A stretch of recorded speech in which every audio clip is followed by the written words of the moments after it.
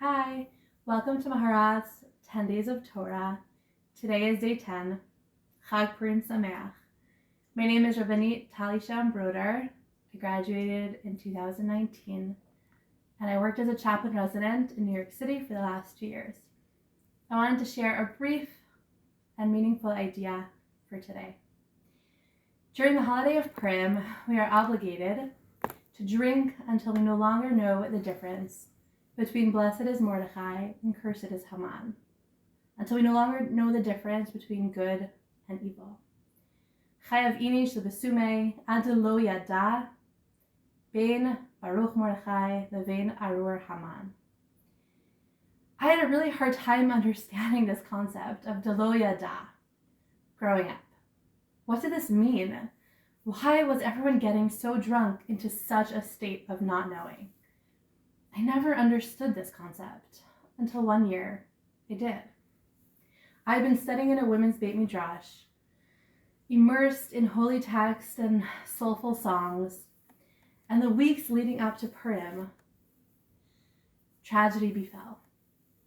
There was a terror attack that had occurred with the family over Shabbat dinner, and a couple of days later, a good childhood friend of mine died suddenly somewhere out in California.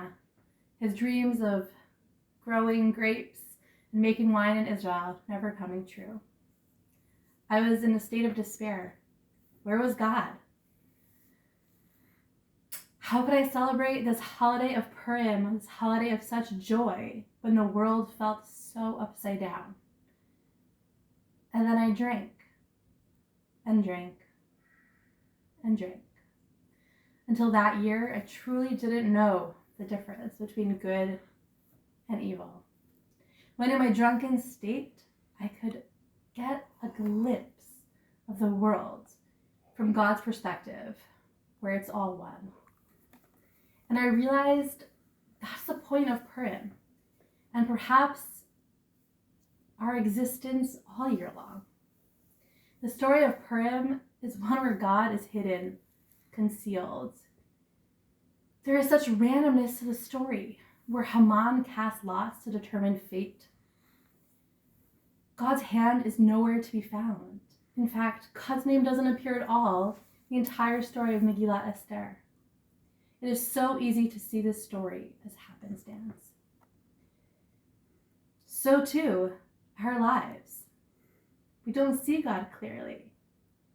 We wonder where God is. We wonder who is truly running the show.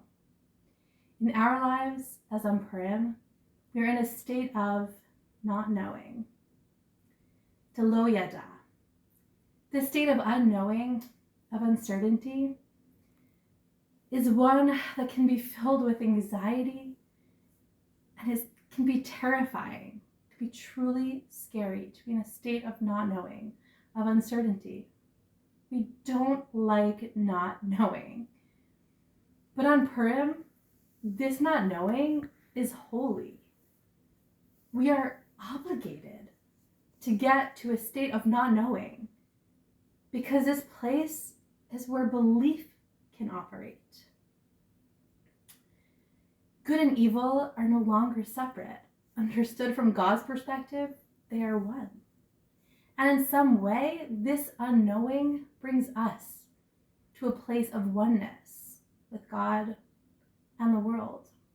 In the story of Esther, where her very name means hiddenness, this not knowing allows us to reaffirm our relationship with God. Kimu v'kiblu haYehudim.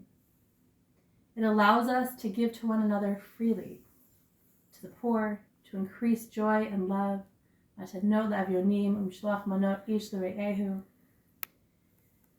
is still not seen in this story, but with human intervention, we bring God that much closer to being revealed. Purim Sameach.